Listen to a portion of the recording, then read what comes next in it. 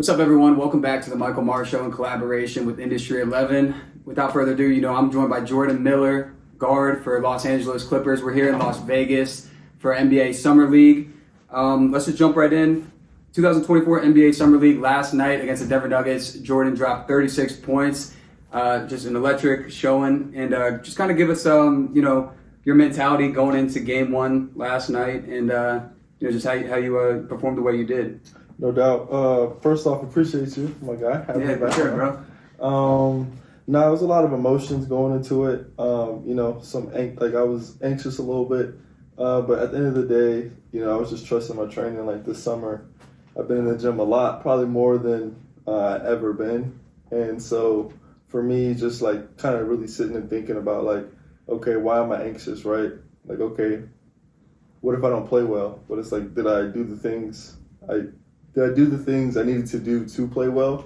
I was like, yeah, I did, so that kind of calmed me in itself. And just, I'm hungry. The position I'm in isn't the position I want to stay in. So I thought yesterday was a good tribute to all the hard work that I put in. Yeah.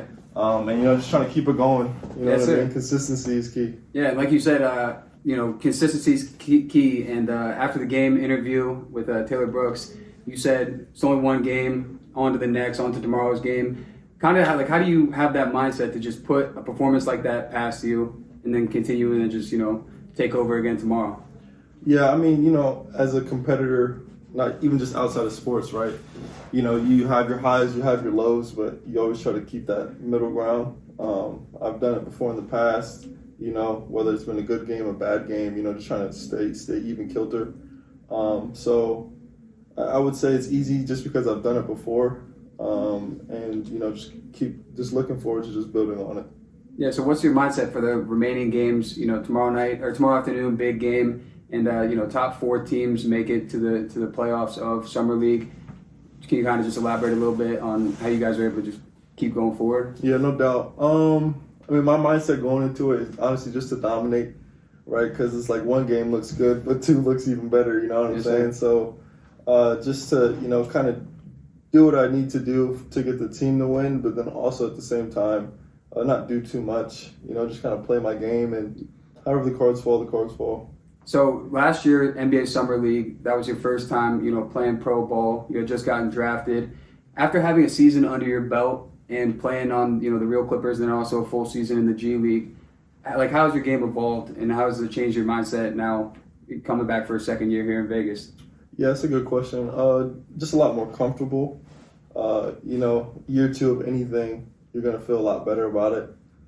This time around, I feel a lot more comfortable with defensive rotations, what's my role? Because last year, honestly, we had 2 weeks between our training camp for Summer League and actually playing Summer League. So when I got there, I was playing a new position and everything. It was just a lot. I was doing a lot more thinking than playing. I think this year, after game one, it shows that experience goes a long way because I feel like it's switched. Now I'm doing a lot more playing, a lot less thinking. Mm-hmm. And kind of what are some things you've been doing to distract yourself, outside the game? I know you had the game to set up that we kind of moved around a little bit before the show and stuff. But just keeping yourself occupied so you're not just 24/7 thinking about the game. Yeah, no doubt. I think the biggest thing for me, as crazy it may sound, is just distracting myself from it, whether it's playing video games or just taking time to just kind of not even think about basketball. For me, when I'm an overthinker, so the less I can think about it, I feel like it'll help me on the court. Mm-hmm. And so how has your game evolved since being drafted? Because playing with Kawhi, Paul George, James Harden, Russell Westbrook, I'm sure it's endless what you've learned from those guys. Kind of how they helped you grow and just elevate your game. Yeah, the position I'm in, I'm on a two-way. So for the people that don't know, I spend a lot of time with the G League team, and I spend a lot of time with the big team, quote unquote, or the regular Clippers. Bouncing back between the two, I would say I spent majority of my time in the G League. That really shaped my game because I was that guy for that team. I was the new draft pick, and usually with the draft picks, the key is to develop them. So it allowed me to kind of get comfortable playing my natural position again, which is, on the perimeter. And I didn't get to do a lot of that in college. So I think, the G League really helped me just kind of figure out what my game's going to be. And then on top of that, having, vets like Kawhi, James, PG, and Russ being able to just kind of give me game wherever they can and answer questions whenever I had questions really helped out. So since last year, going through the offseason this year, what do you think you've improved most upon in your skill set? That's a good question. I would say probably my shooting. It's hard, right? Because I always ask myself, how can I improve on shooting when I've probably shot millions of shots in my whole basketball career since I started playing when I was 11. I'm 24 now. So I'm sure if there's some tracker out there, I've probably shot millions of shots, right? Yeah. But I think the best thing is just, game experience. Going in games, whether you have success shooting or not, you learn a lot from it. And so, I guess to answer your question, it would be probably my shooting. Mm-hmm. And last interview when we did 2 years ago, I remember it was over Zoom. We talked for 45 minutes. And one of the things we talked about was taking that next step from being a dog at Loudoun Valley, winning a state championship for them, then going to Miami. And at the time, you guys had, you'd only played one season in Miami, so you hadn't done your Final Four run yet. Mm-hmm. How did the Final Four run kind of prepare you to play for a premier team like the Clippers? I would say probably a big stage. Yeah. You know what I mean? There's a lot more people that come to NBA games or just follow the NBA more than college. I think, each college has their own fan base, but it varies. I'd say the game is just completely different from, the pros in college. It's two different games. I think, skills I developed helped, but I wouldn't say the basketball specifically helped me. But transferring into Miami and having to learn how to be with new teammates, new coaches, mm-hmm. that for sure helped. So yeah, a lot of things kind of contributed to where I am now. Do you still keep up with a lot of the guys that you played with at Miami? Because that run was historic, first ever Final Four run, coming off an Elite Eight run. So I feel like the memories and bonds that you guys created are kind of worth a lifetime. Mm-hmm. So is it cool getting to see those guys now take their next step? Isaiah Wong getting ready to tee up in a little bit, yep. In a couple hours. What is it like, seeing your guys now progress in their own cities? Yeah, it's crazy. You really start to see how the basketball world is one big what's the word?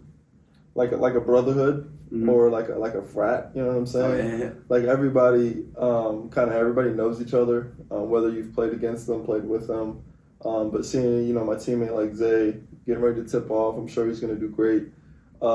Just doing his thing, I'm doing my thing, and then my teammates at Miami, still trying to figure out their paths, doing their thing.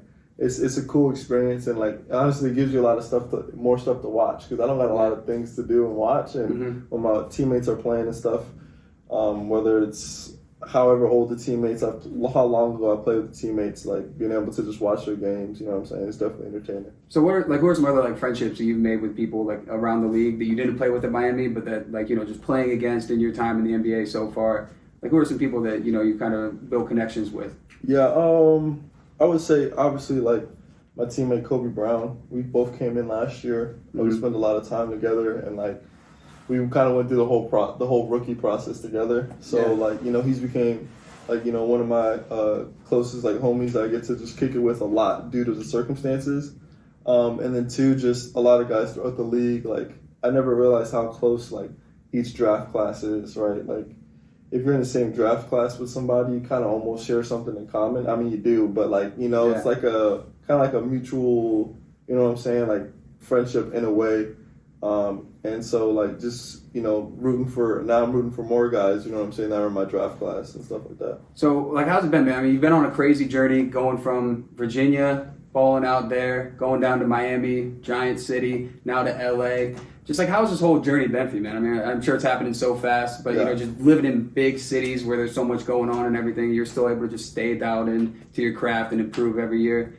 How's it been? Yeah, it's definitely been a journey. I've never really sat and took time to kind of think about it. Mm-hmm. I feel like that's one of those things you do at the end of your career. But it's been dope. I never knew there was so much outside of Virginia. And then being able to experience Miami and then being able to experience LA for the short time I've been there has been great. It showed me basketball has always taken me places. You know what I mean? Yeah. Whether it's different states, different cities, you name it. Just being able to kind of travel and see how other people live and how other situations are and stuff like that. It's been dope. And one of the things you're also like very involved in is giving back to the community where you grew up in Purcellville. Let's talk about an upcoming basketball camp you got with Industry 11, August 1st to August 3rd. You're going to be hosting a basketball clinic again, and it's just going to be a great time. But kind of break down the idea of giving back to your community back home and growing the game there. Yeah, it's tough, right? Because like I don't ever want it to come off as like some type of, I don't know what's the best word, like charity work or whatever. Like for me, I didn't have that person that I was able to kind of look up to who kind of done the things and made it to a professional standpoint. Mm-hmm. And so what I try to do and try to be is just kind of like a trailblazer in a sense, and let these kids know like it's possible, you know what I mean? Like at the end of the day, if you want it bad enough, you can achieve it. And like I said, that I didn't have that necessarily growing up, and so I feel like if I did, you know what I mean, I could have been able to, like someone would have been there to answer my questions or give me confidence when my confidence was low. So that's just what I'm trying to be for the community. Yeah, this is a little random, but would you ever get into coaching? Like, would you ever, like, is that an interest to you? I thought about it until I asked one of my coaches at Miami like how it was, right? And come to find out, it's a lot more. You do a lot more coaching than you do playing. Mm-hmm. And sometimes it feels like I'm doing a lot playing. I'm just like, man, when can I get a break? But yeah, coaching is like all year round. And maybe when my knees or some part of my body doesn't work anymore and I can't hoop anymore, I might. But as of right now, I just don't know if the lifestyle is for me. Yeah, I mean, you have an incredible basketball IQ. So I just feel like even as a trainer, just spread knowledge to people, like it'd be a perfect fit maybe one day. But what are some other ways you'd like to give back to the community down the line? Yeah, definitely like scholarships, you know what I mean, because I don't come from much. My mom and dad did a good job. I have 3 older brothers, and they were able to get us all to where we are. We all have our own jobs and are making things work. 2 of my brothers have kids, so just being able to help out, kids that maybe aren't as fortunate and being able to kind of help them out in whatever situation they need is the biggest thing right now. I'm sure it's going to, expand and grow more, but right now that's probably like the main target focus. Nice, man. And, it's incredible to see your journey, man. And the best part is like you've done it all with like your core group people. I mean, behind the camera a little bit, we got, some of your best friends that you grew up with, and everyone's just dominating together. And, it's been awesome. But what are some final, comments or words of encouragement that you'd like to give to supporters, Clipper Nation, NBA Summer League fans, just, any shout outs? Yeah, well, shout out to my mom and my dad for sure. I wouldn't be here if it wasn't for them. Shout out, to all my closest friends who believed in me, coaches, teammates, Clippers fans, Miami fans, George Mason fans, a lot of Valley fans. I mean, it really goes a long way. But, I'm just not going to stop until I make everybody proud. And everyone loves to say I'm already proud, but, I just like to keep reaching for the stars. So, my man, dude. It's been a pleasure. I appreciate your time, Jordan. Everyone go follow Jordan on social media at Jordan Miller. 2 L's are going to be ones. But, I'm Michael Maher, host of this show in partnership with Industry 11. We're out here in Vegas. Big game tomorrow. Make sure to check out Jordan, support him throughout his career. And I'll see everyone next week.